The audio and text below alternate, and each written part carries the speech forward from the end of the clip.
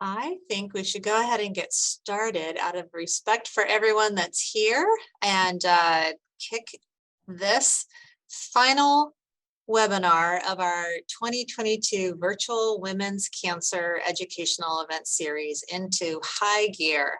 So I could say we've saved the best for last. Tonight's presentation is entitled Prescription for Healthy Living.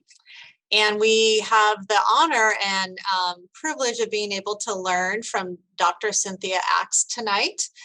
Dr. Cynthia Axe is a general surgeon, board certified, who specializes in breast cancer. She has not only an interest, but has taken and received advanced certification in integrative medicine.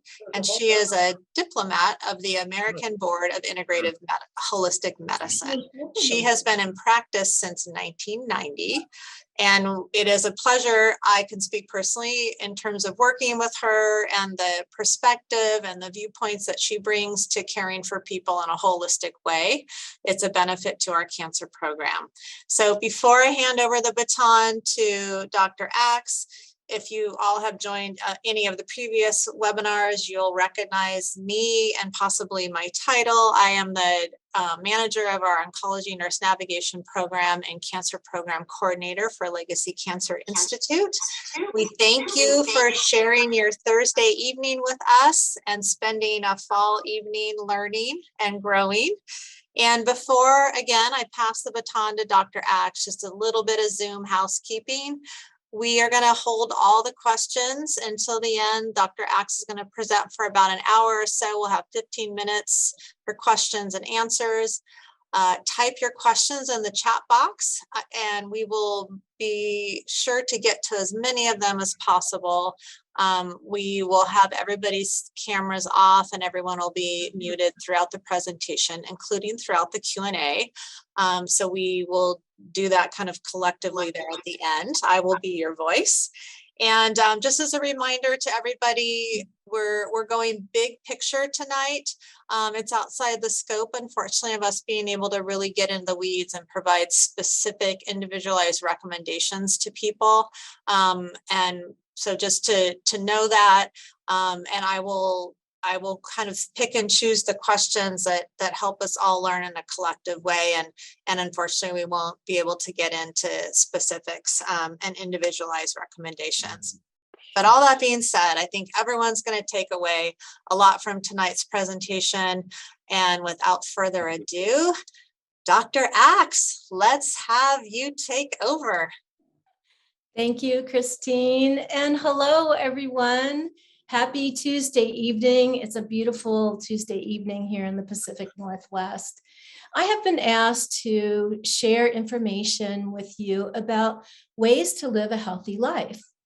But in order to know how to live a healthy life, we really have to develop an appreciation for those things that might be contributing to ill health. In the decades of my career, I've been on a quest to better understand root causes of disease. I come from a perspective of holistic and integrative care. I've studied energy and environmental medicine, genetics and epigenetics, Ayurveda, the mind-body connection, and now oncology nutrition. And I have to admit that along my journey of knowledge, there's times where I've been a bit overwhelmed with all the things. So what I recommend to my patients and do for myself when I get overwhelmed is I first just stop and take a slow, deep breath and focus on the things that you can control. There's so many things in life we can't control, but there are some things that you can that over time will improve your wellness and perhaps your longevity.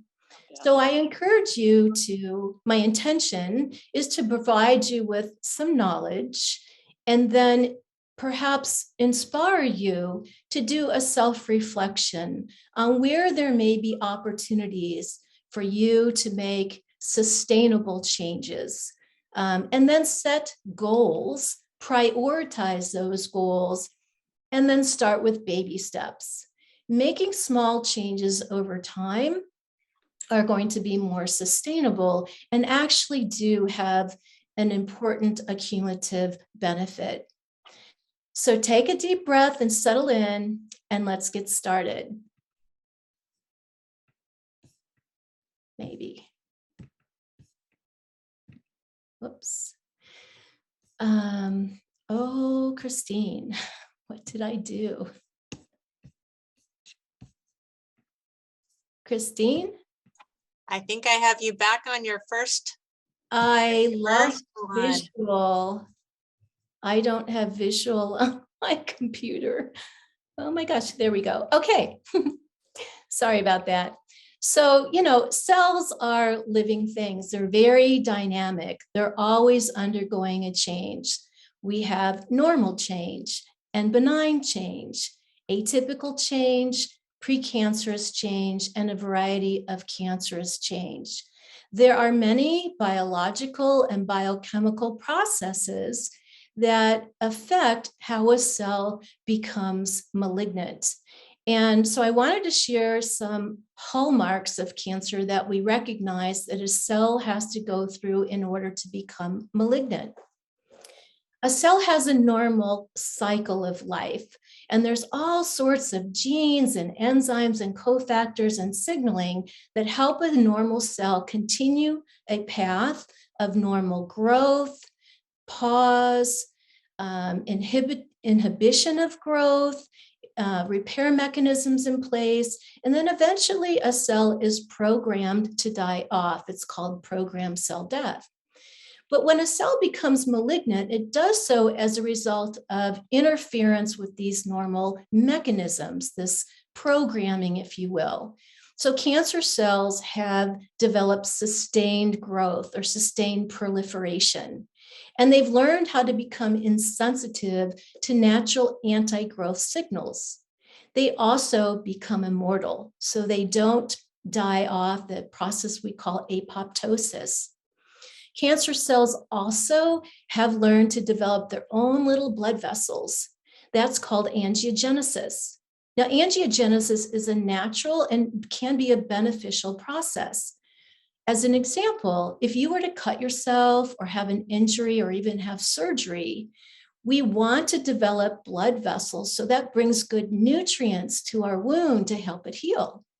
But then once that healing process has completed, there are mechanisms that cause that development of blood vessels to shut off.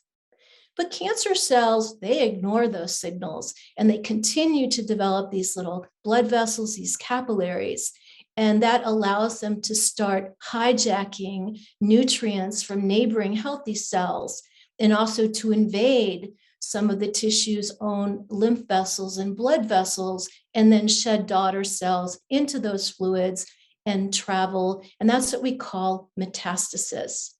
Cancer cells also have learned to reprogram energy metabolism and avoid detection of the immune system. So there's a few ways that happens. There's certain designated cells within the immune system that their job is to seek out and destroy rogue cells.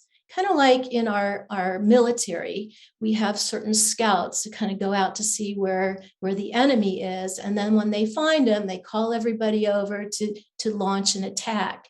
So if our designated immune cells, are weak or they're tired and they're just not able to do the job they do, then they can't call the troops over to destroy the cancer cell. But cancer cells have also, they're pretty smart. They've figured out sometimes how to escape the detection of the immune system. So the analogy I use with patients, I like to try to use analogies they might relate to. If any of you have ever watched the Harry Potter movies, Harry Potter has this cloak. It's an invisible cloak that if he doesn't want to be seen, he puts it on and he's invisible. So it's almost like these cancer cells have developed this invisible cloak and they can't be recognized. They also have the ability to promote inflammation, and they cause gene instability and mutate. So just like virus cells mutate, cancer cells can mutate. And that may explain in part why someone going through cancer treatment may initially respond and then they stop responding or they actually progress. So there's this evolving science that's learning where lifestyle, diet, exercise, stress management, these environmental influences can affect these different hallmark processes. And that's an evolving field known as epigenetics. I can't seem to, here we go. So what about genes? I remember way back in medical school a really long time ago that we kind of thought that everything is dependent on the genes you inherit. So you do inherit genes that are kind of fixed, or like our hard drive on our computer. You receive 23 chromosomes from your mother, and the same 23 come from father. So those are fixed. But your inheritance doesn't always necessarily mean that that's your inevitable health state. Our genes influence our health and encode our uniqueness in how we respond to our environment and our individual behaviors. Genetic expression relates to messages our genes receive from our environment, and they translate into instructions for our cells. The changes in diet, lifestyle, the way we think, our emotions can all affect the expression of our genes. Our genes are building blocks for our DNA, and then that with other things like histones make up our chromosomes. So the DNA is called the genome. That's like our hardware. But there are these little tags or markers that kind of sit on top of the DNA involved with the histones that can alter the expression of our genes. So we've learned that as an example, the slide just skipped on its own. We've learned as an example, there's a lot of twin studies that studied twins, identical twins, that they're born with the same genome, but as they were studied throughout their lifespan, they saw that their genetic expression was different. And so this is how we started to realize that we can modify the expression of our genes through these epigenetic influences. So your genes are not necessarily your fate. There is opportunity for you to take charge of your health and shape your own pattern of health and longevity.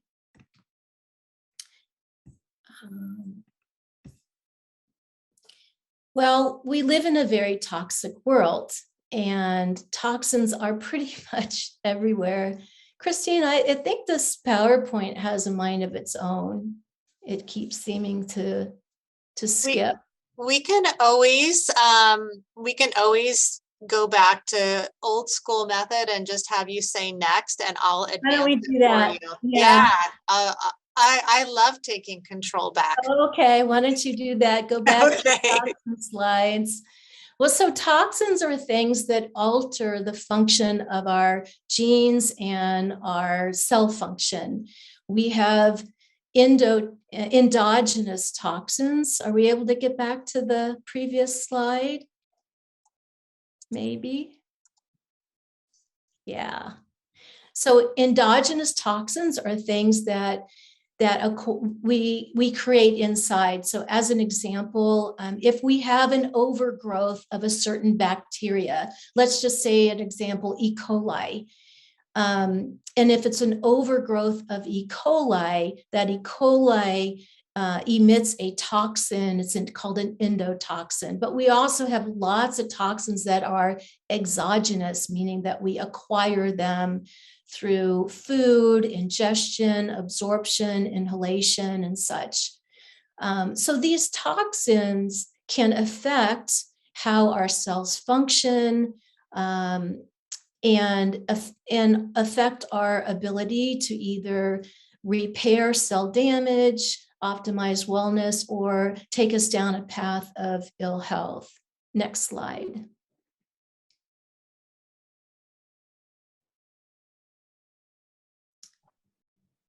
Can you see it? I can. Okay. So Yay!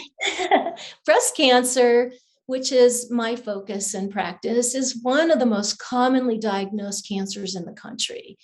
And I think it was in 1971 when the war on cancer started. So that was quite a while ago.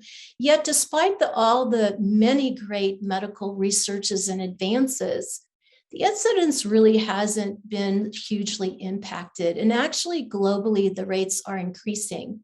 I was recently on the CDC website, and they predicted that the incidence of cancer will increase 40% by the year 2040.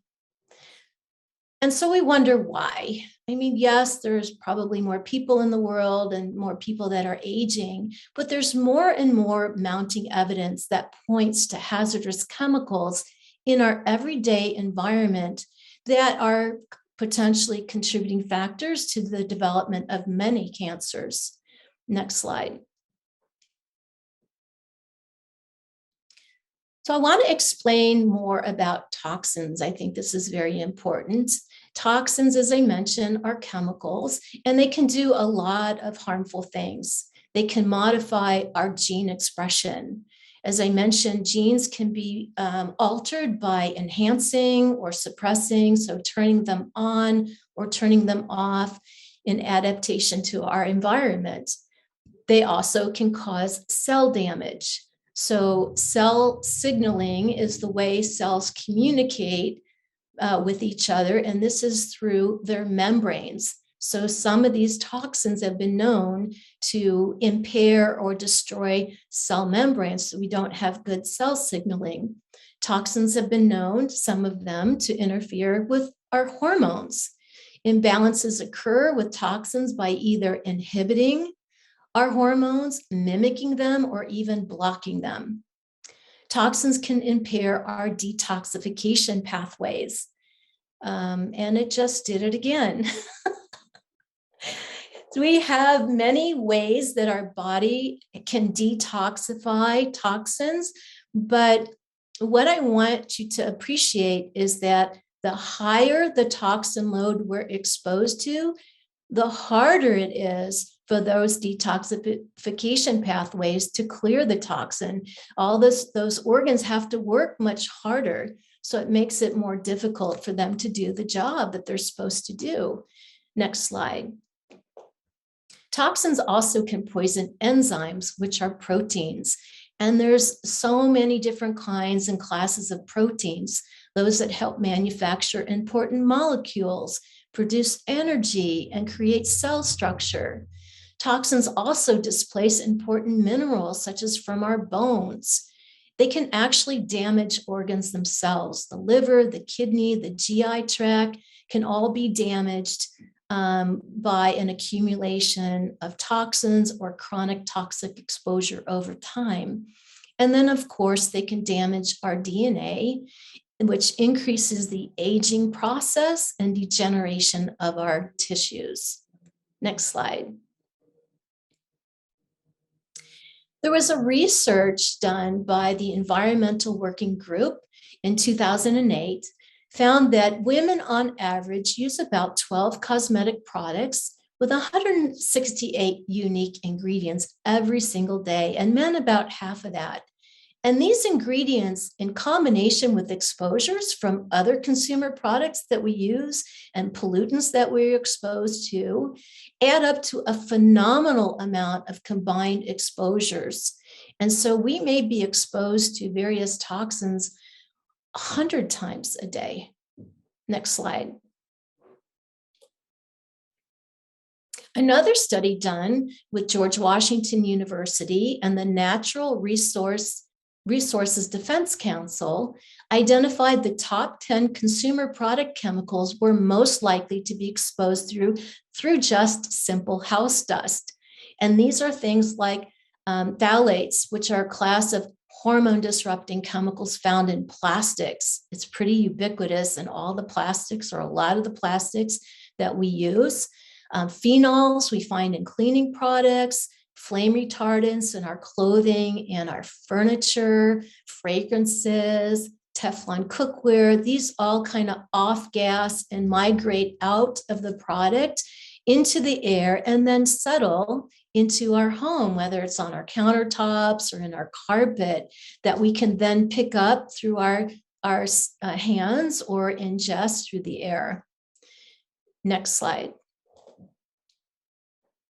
A well-known study called the Silent Spring study studied, and this suggested that origins of breast cancer may occur very early in life. And they suggested that there's certain key developmental times where one is more susceptible to toxin exposure, and that is in the womb to start out with. So what our mothers may have experienced in their environment and lifestyle can certainly affect our fetal development during puberty, during pregnancy, and now more recently, I was just attending a new personalized lifestyle medicine symposium, and they talked about another window of susceptibility is the transition from perimenopause to menopause. And so these are times in a woman's life where she may be more susceptible to these exposures. And in a comprehensive review on environmental toxins and breast cancer, these scientists revealed strong evidence linking exposures to chemicals early in life with increased risk of breast cancer. And as an example, they looked at DDT and dioxin and found that there was a 2 to 5-fold increased risk of breast cancer. And then similarly, they looked at other things in people in workplaces that were exposed to organic solvents or gasoline components as another identified risk factor for cancer. Next slide. So I want to bring up the term endocrine disruptors. These are chemicals that mess up our hormone balance. They may increase or decrease normal hormone levels. They can mimic the body's natural hormone function and alter the natural production of the hormones. And I've listed some of them for you here that are more popular and studied. And then I also, so to know what chemicals you may be exposed to, I do talk to patients about resources, and I'll share some with you today, and then talk about reading labels. Next slide. So things that you can start doing to educate yourself. Start reading labels, go to the grocery store, plan some extra time, and look at the products that you buy on a pretty regular basis and start learning what you're ingesting. As a general rule, I feel that the more number of ingredients you have, it really is not the healthiest. And then certainly if there's words that you can't even pronounce, put that product back. Things that have dyes and flavorings and a lot of preservatives, I mean, all those can affect and be considered toxic to some degree. We want to get a better understanding of what are healthier products. So sometimes when something says biodegradable, you might think, oh, well, that must be good for the earth and the planet. But the reality is that there's really no watchdog. There's no one necessarily overseeing these companies that claim to have this biodegradable product, which gives the public a false sense of security that this might be better or greener. And then natural doesn't always mean organic, and actually natural may not truly be natural. Next slide. So there's strict criteria to what is really organic, and companies have to legally comply. If their label says certified organic by the U.S. Department of Agriculture, then they have to have legally complied with the terms of what that means. And basically what that means in simple terms is that these plant products are used without synthetic pesticides and synthetic fertilizers. And there's other products that have developed a logo or a seal, like the Ecologo Green Seal is an organization that promotes independent third-party certification. That's really key, independent third party. Safer Choice Seal means that that company voluntarily works with the Environmental Protection Agency to produce safer products for people and the environment. Next slide. So I want to just kind of review the detoxification organs. And I do this because it just helps you better understand why it's important to support these organs to get rid of all these toxins that you may be exposed to. There's essentially 5. We have the liver, the GI tract, the lung. So the lung we're exhaling, breathing off byproducts of toxins, and through the skin, through sweat. Next slide. So let's just talk a little bit about the liver. The liver is a pretty amazing organ, but from a detoxification standpoint, there's 2 pathways. And the first pathway essentially takes the toxin, which most toxins are fat soluble, meaning they're dissolved in a lipid solution. And then what the first phase does, it takes this toxin bound to lipids, and it either makes it into a non-toxic water-soluble compound so it can be excreted easily, or it then converts that toxin to one that can then be bound in the second phase for excretion. So we want these 2 pathways to be in balance. You know, we want life to be in balance. Mother Nature's all about balance. So if we have a rapid phase 1 and a slow phase 2 pathway, then we're going to have an accumulation of toxins.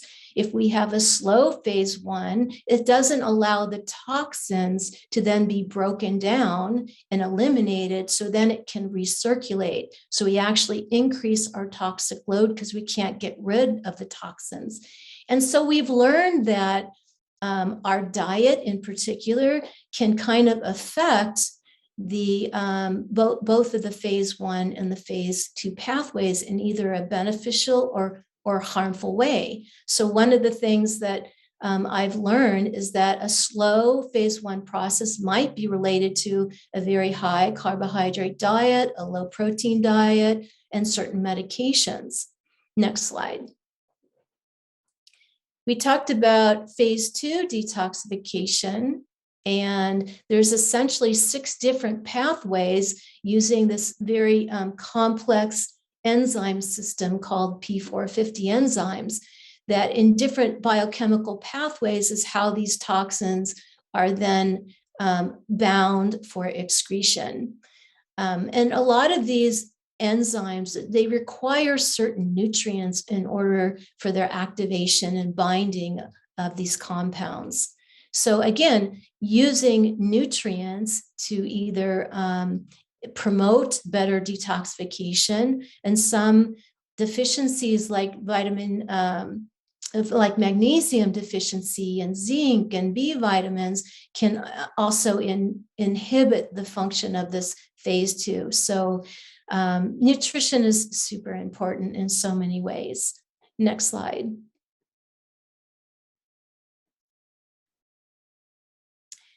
There was a little snippet of a cartoon of the gut. I have to go back. Oh. After that one. There we go. Okay, so the gut, a detoxification organ, very important for many different functions. So the gut is actually a long tube, and it's usually lined with a layer of cells, a thin layer of cells. And these cells, as you see on the far left, we want them to have this really tight junction, to be very super adhered to each other. And then on top of the cell, it's called an enterocyte, is a couple layers of mucus. Mucus is important for our gut lining because it has a very strong protective effect on those enterocytes. And then on top of that layer is our gut microbiome, which are all sorts of organisms. We have about 5 to 7 pounds of gut microbiome. So what normally happens is as our food particles and our liquids go through our GI tract, the gut microbiome does its magic and kind of breaks down the food and digests it so it's absorbed through the mucus layer, through the enterocyte, and then into the circulation. But many things can disrupt these different layers.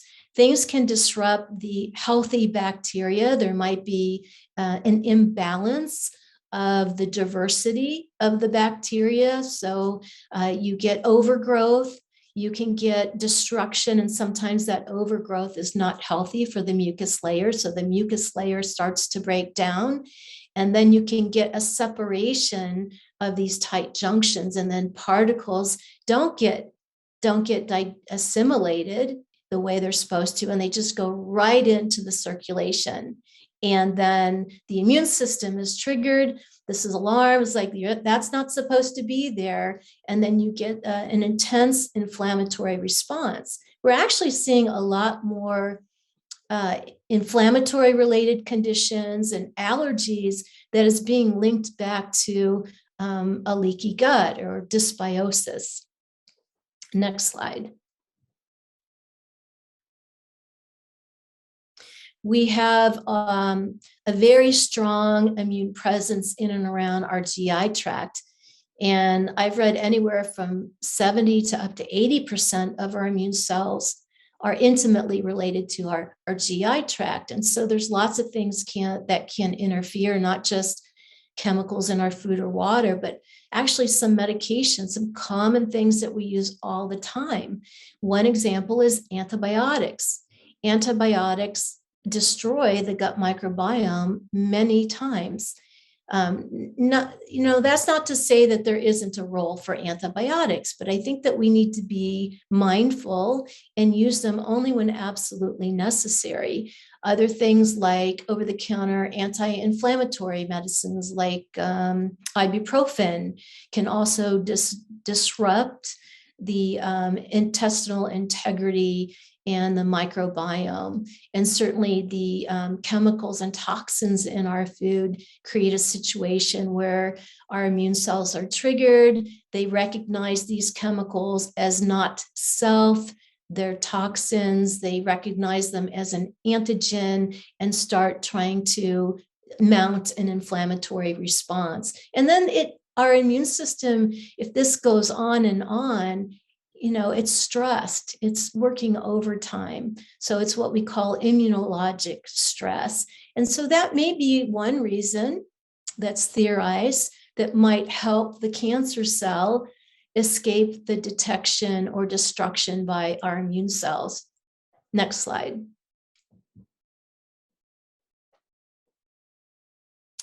So let's talk a little bit more about food. Food is one of the most influential epigenetic things that we can do to improve our wellness. So much so that way back in the year 400 BC, the father of modern medicine, Hippocrates, was noted to say, "Let food be thy medicine and medicine be thy food." So they knew way back then how important quality of food is to optimize the function of our cells and improve our resistance to disease. Next slide. And the other thing about food is that, we become a society that's high tech and convenience. And so the food industry has learned how to synthesize food. And by farming practices to feed the masses, we also have resulted in nutrient depleted foods and foods that have chemicals from fertilizers, pesticides, herbicides. Many of these products that are used to grow a mass amount of food actually destroys the biome of the soil. So the soil that our food grows in has its own microbiome, very important for that plant to grow and to provide the minerals, the nutrients that plant needs to develop fully. And then we eat that plant. So we are what we eat. and we are also what we eat eats. So if we're eating animals, then we're eating whatever what the animal eats gets into their tissues, their matrix, and then we eat that. So I am a big proponent of buying organic. If you can afford to buy organic, I would highly recommend it, because most of the time it's been shown that those organic practices will result in a more nutritious product with less chemical exposure. But I do want to say that we are so individually and biologically unique. So I do not believe that one diet fits all. And there are times where one diet may serve you at one point in your life, and then you might have to adjust that diet depending on your growth and development and comorbidities and such. So life is not static, it's always changing, and we need to be mindful about that. Through my Ayurvedic education, I have learned and do recommend that we try to avoid drinking cold beverages with our meals. It does seem to impair or slow down intestinal absorption, digestion, and assimilation of the food. Next slide. Also, we have lots of evidence about the mind-body connection and the gut-brain connection. And so we are encouraged to be mindful of how we're preparing our foods. If we're cooking our foods in a very rushed, haphazard manner, we're rushed and our nervous system is stimulated. We want to better prepare our food, slow the process down, be mindful of what you're doing, try to enjoy the process, the smells, and then sit down and eat. When you're sitting down and eat, you actually allow the rest and digest part of your nervous system to be activated. So you get better digestion, absorption, and assimilation of nutrients. And then don't just jump up and run when you're done. Give it a pause and a moment.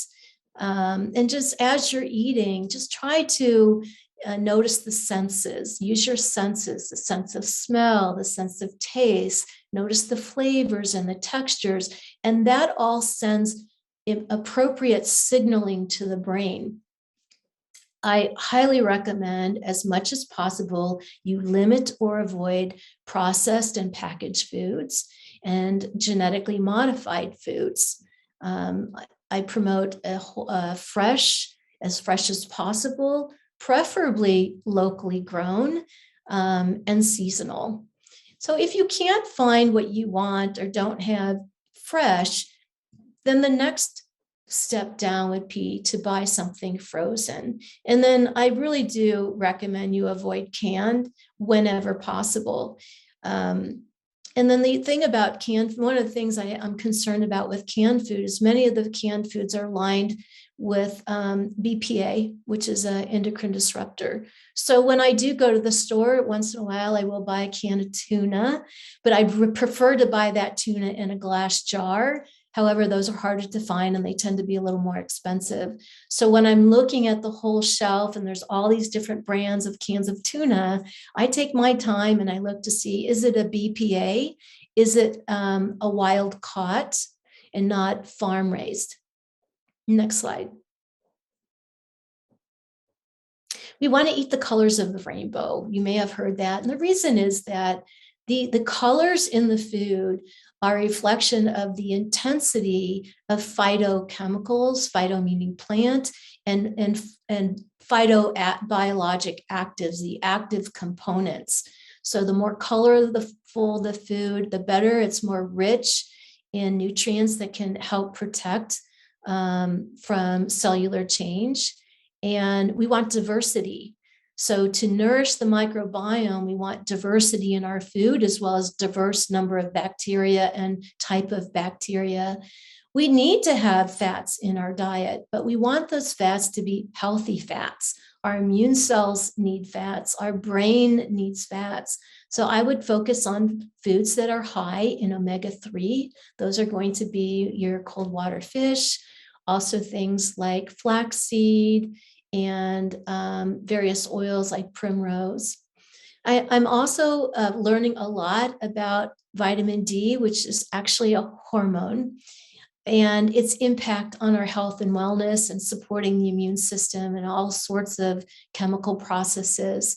So the vitamin D predominantly, we want to get sun exposure because the sun helps our bodies to produce vitamin D. There are some foods with vitamin D as well, but it's going to be on a lower concentration. So I encourage my patients, go out into the sun without sunscreen, either in the early part of the day or late afternoon when there's no or less harmful rays, so that you can allow your body to make vitamin D. I check vitamin D on my patients all the time. Every cancer patient that comes in, I check a vitamin D level. I've been doing this for decades.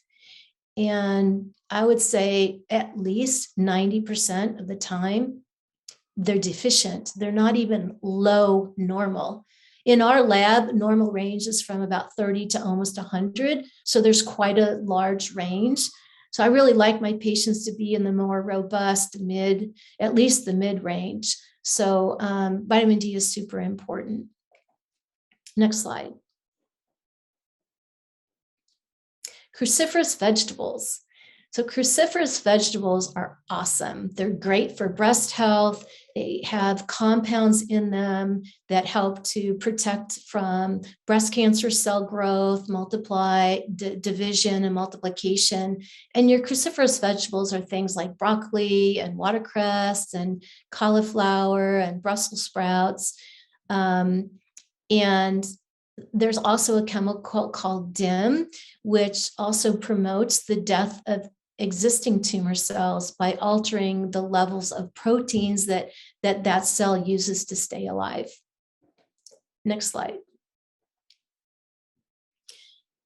I use this website, Environmental Working Group website, on a regular basis for my patients. And one of the things I like is they have this little chart here that you can print out. It comes in a little square. You can put it in your wallet when you go to the store. So the Dirty Dozen are actually produce that if you can't afford to buy everything organic, this is where I would encourage people to start trying to put their money and budget. So things that typically are things that are thin skin, so you can't really peel it off.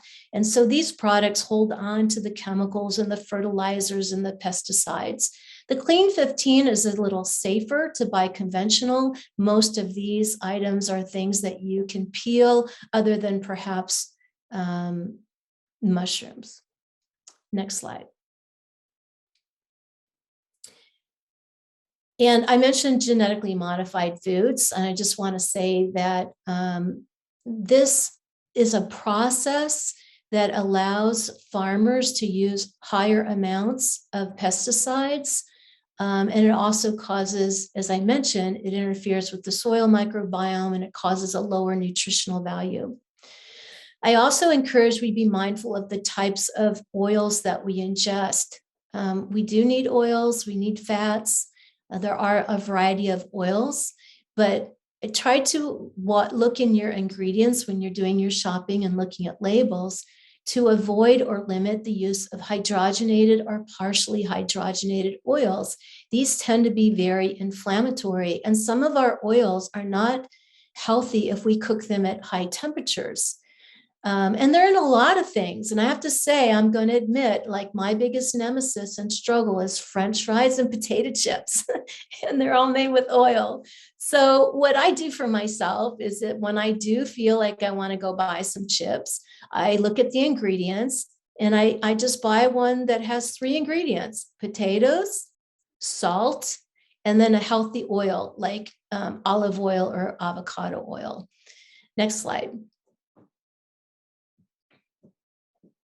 Probiotics. So there's a lot of talk about probiotics. Probiotics are organisms that help nourish the gut microbiome, and they keep the gut layer, the mucosa, healthy. It helps to boost immune function and can limit the growth of harmful bacteria by keeping balance. Probiotics also aid in digestion and absorption of nutrients and can reduce the inflammatory response. So there's a whole host of foods that are probiotic in nature, and those are typically your fermented foods. But there's been a huge industry of probiotic supplements. So I would have to say with supplements in general, you have to be careful about the quality and the quantity. And a way to do that is look for symbols on the bottle that are from a certifying company. So the FDA does not certify supplements. So there are certifying companies that some of the companies that make these probiotics actually pay extra for. The certifying companies are independent, and they look at the quality of the source for the nutrient, and the quantity is what they're saying on the label actually accurate or not. Next slide. There's some things that I want you to kind of focus on when you're looking at labels, and those are things like flavor enhancers and preservatives. So monosodium glutamate, as an example, is a flavor enhancer, but it can cause inflammation of the nervous system, neurotoxic changes, and it can cause also inflammation in the gut. So it may contribute to that leaky gut syndrome. And preservatives such as nitrites and nitrates, these are found in processed meats and poultry, like deli meats and bacon and such. There's also heavy metals that we get exposed to through our water and our food. And we know, just as an example, that lead harms almost every organ of the body and can be linked to many different health issues. So there's, in this environmental working group website, has a lot of really great resources. And one of the resources is this water filter buying guide. So it can talk to you about different water filters, what they do, and what maybe they don't measure up to do. Next slide. Mercury can be toxic to many of our organs, and especially if we're exposed to too much mercury when we're pregnant, because it can have detrimental effects on fetal development. They are found often in certain fish.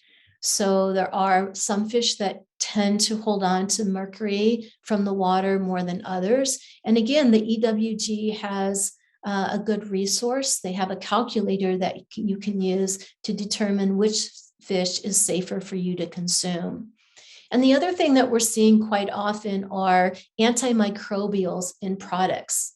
Antimicrobials, the word microbial, so it's antibacterial most of the time, or antiviral. These can be found in a variety of things. We see them in hand soap and dish soap and personal care products like deodorant and mouthwashes and toothpaste. I actually saw a toothbrush that was promoting the fact that it had this antimicrobial in it. Well, you know what? We have a lot of bacteria in our mouth.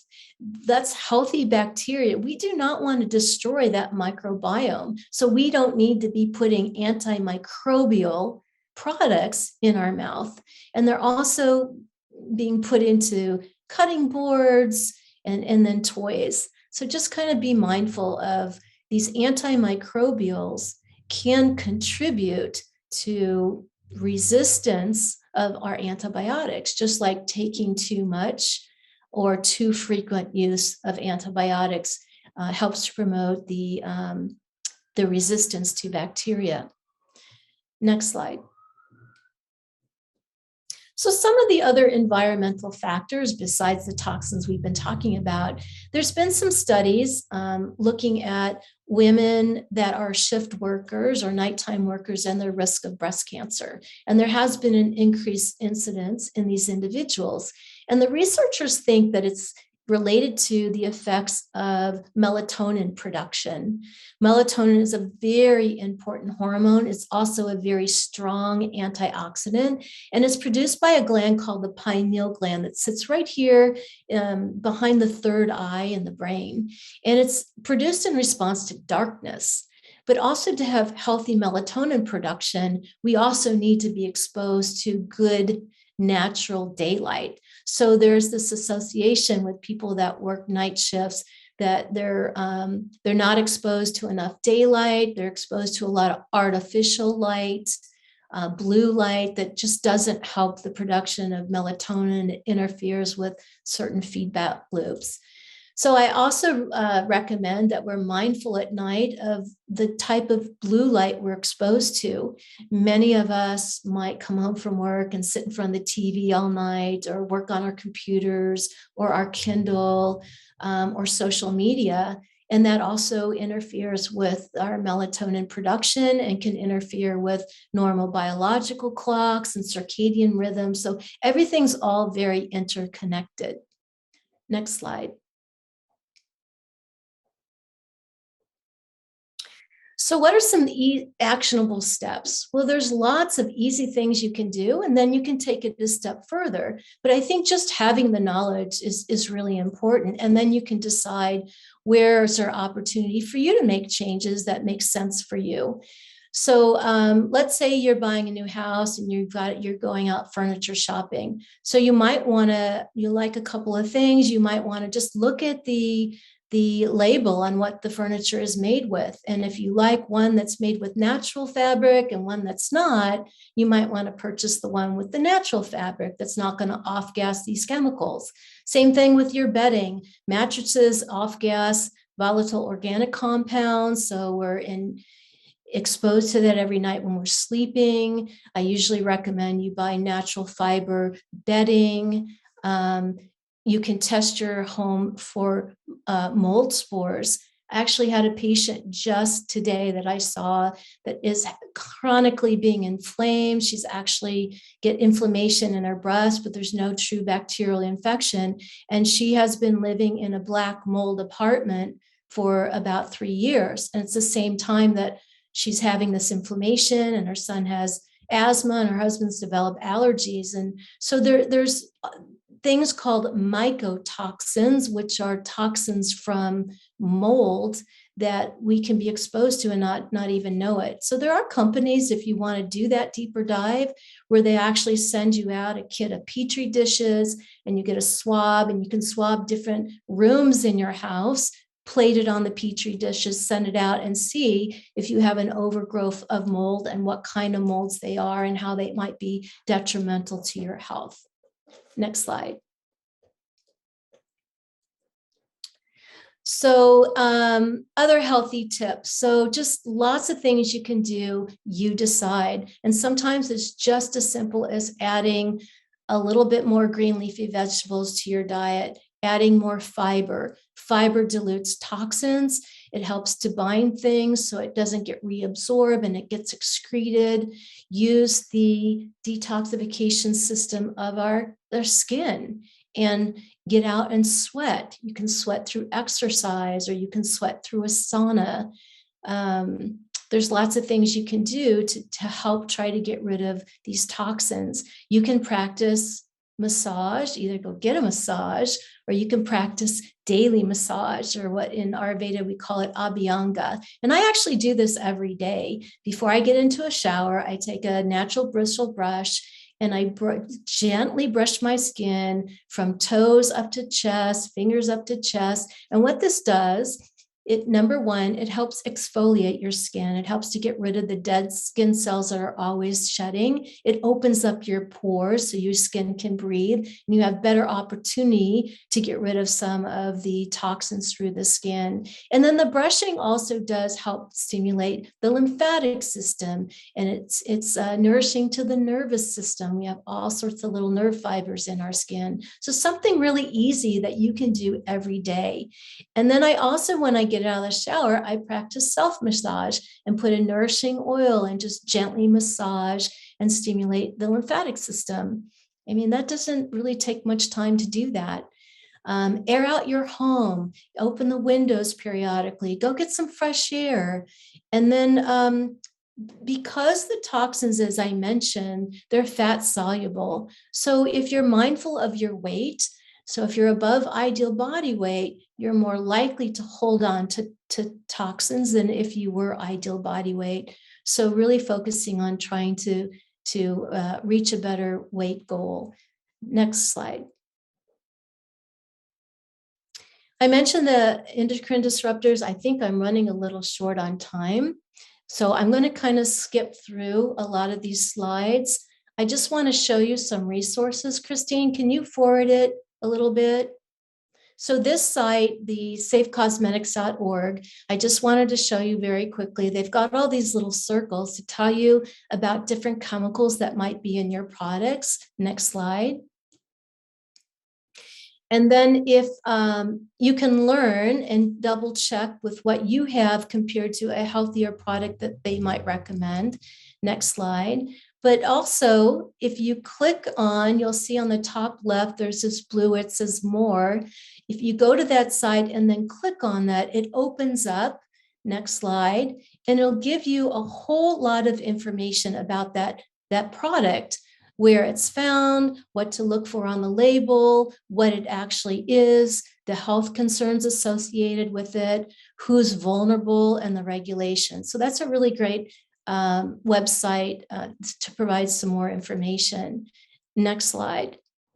They also have this thing called Red List. So when you see that circle that says Red List and click on it, next slide, you'll see some things that pull up to do a deeper dive into common chemicals in shampoos, conditioners, moisturizers, and such. So a really great resource. Next slide. And then the subsequent slides, which I understand you're going to be getting copies of, are the next couple of slides are resources for you. Go ahead and fast forward.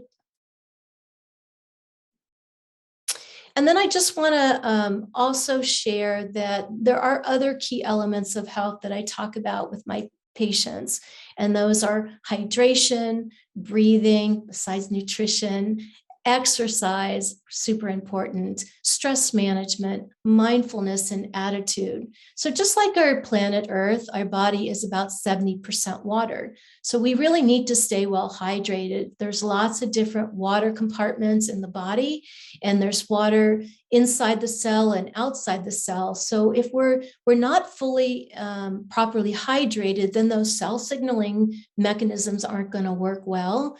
And hydration is important for optimizing wellness. And many of us don't really realize we're dehydrated because we don't feel thirsty. But thirst really isn't the first sign of dehydration. It can be anything from just a little tick up in your heart rate, some mental fog, fatigue, muscle tightness, or cramps. Next slide. But hydration has so many benefits. It helps with the function of our heart. As we have a good volume, our heart doesn't have to work so hard.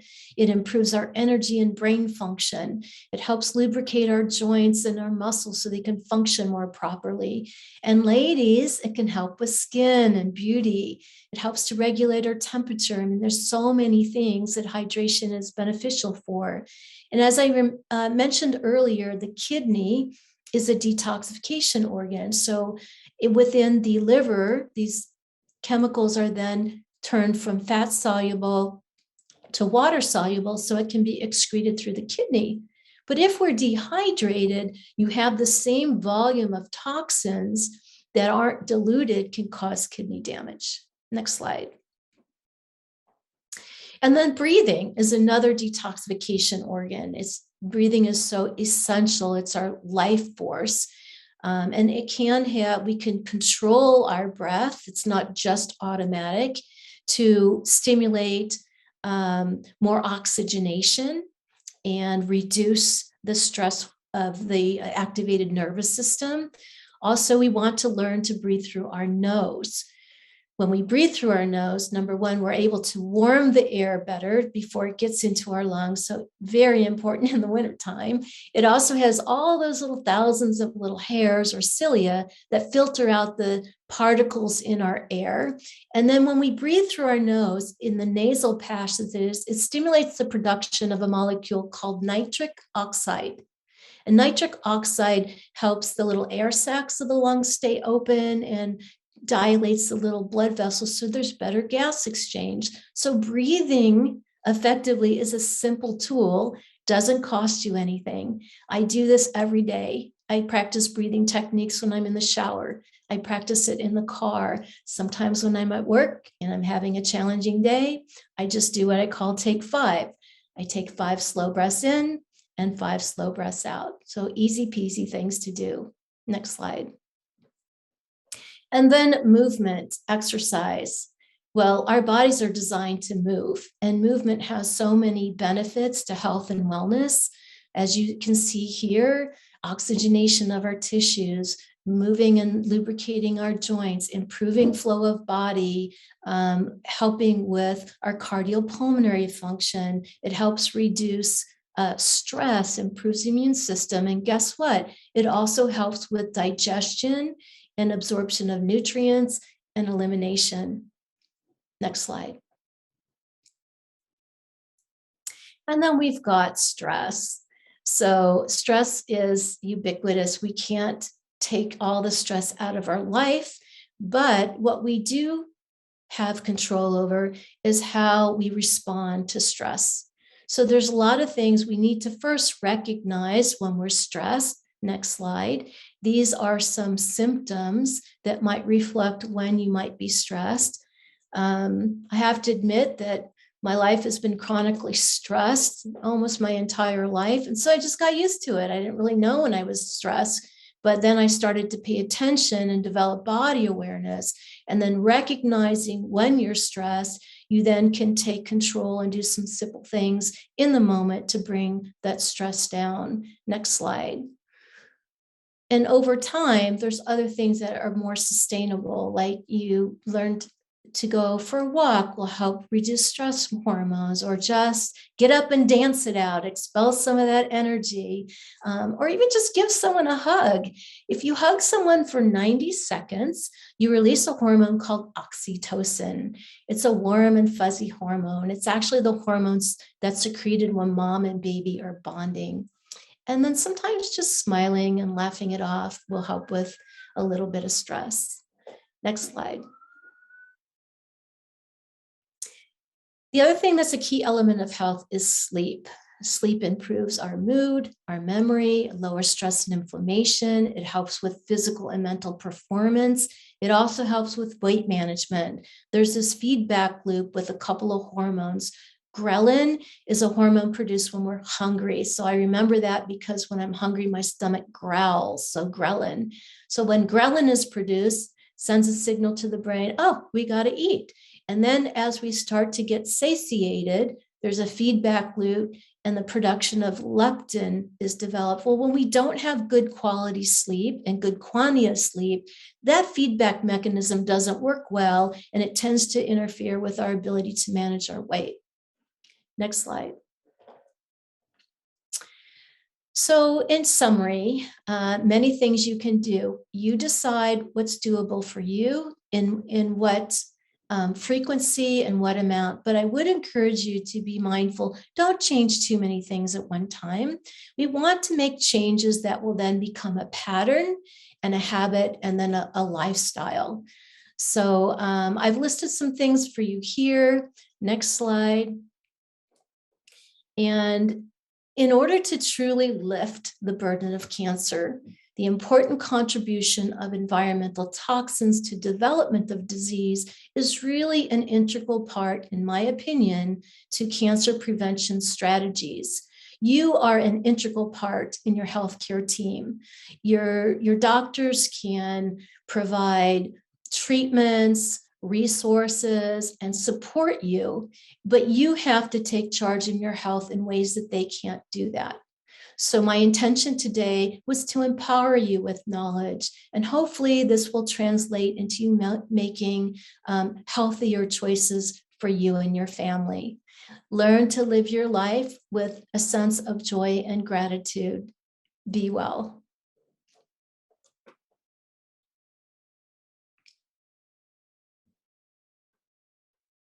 So Cynthia, that was fantastic.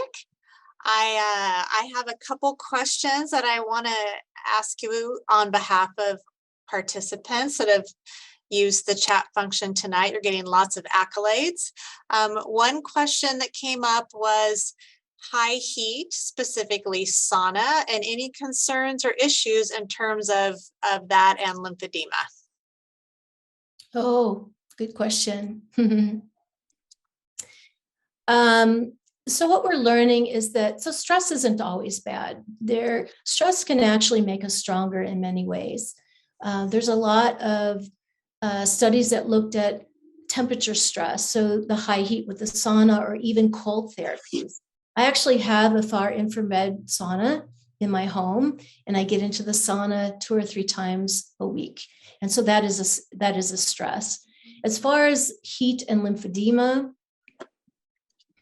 I could see that might be problematic, depending on the degree of lymphedema, how effective the therapies have been. So I would say I'm going to punt that to someone asking their lymphedema specialist. Perfectly understandable. Thank you. Another question came up about Reiki and what you might have to say about the health benefits of it. That's a very long answer. But as I mentioned, I've studied energy medicine. I am an attuned Reiki master. So I do believe that everything is energy. Matter is energy. Our body is solidified matter, energy, but it's also energy that we can't see. And so Reiki, I think, is a tool to improve the flow of energy through the body, just like other things, healing touch, acupuncture. There's a variety of things that can be used as tools to improve our wellness, but also as we're going through treatment and to help with repairing the consequences of our treatment. Great, thank you. And the last question is all about fiber. Is there any advice you might give to someone who is interested in looking into taking a fiber supplement, any brands in particular, or maybe shopping hints? Okay, so food first. So when it comes to fiber, I talk to my patients, focus on foods that contain a lot of fiber and water. And that will help hydrate the gut, increase the volume, and promote the motility of the gut. I'm very much a proponent of using food first. And try that first. Because you have to think of food as very complex. I try to avoid isolated things, taking a fiber supplement or taking an extra vitamin C. Well, when we eat these food products, it's a complex matrix. So you're not only getting the fiber, but you're getting the other things that help the fiber work in the GI tract. It's a very complex process. And that's, I think, why sometimes one supplement may not work well for one person where it might work for somebody else. We're very unique, but I do believe in the power of nature, and that means starting with food first. Excellent, thank you. Well, those were all our audience questions, sprinkled and infused with accolades and thank yous and great information, wonderful presentation. So kudos to you, Dr. Axe, and then to everyone that's in the audience tonight. Thank you for joining us and spending a Thursday evening with us. For those of you that have attended one or more of these lectures, our hope is that you found them helpful, that you are leaving with more information to make choices, to be informed consumers of health and healthcare. And we thank you all for your time, for Dr. Axe and her sharing of her knowledge. And I'm setting you free to not go watch a bunch of TV and artificial light, but have some nourishing, colorful food and rest, and my wish for everyone to have a restorative, restful night's sleep. So thank you all.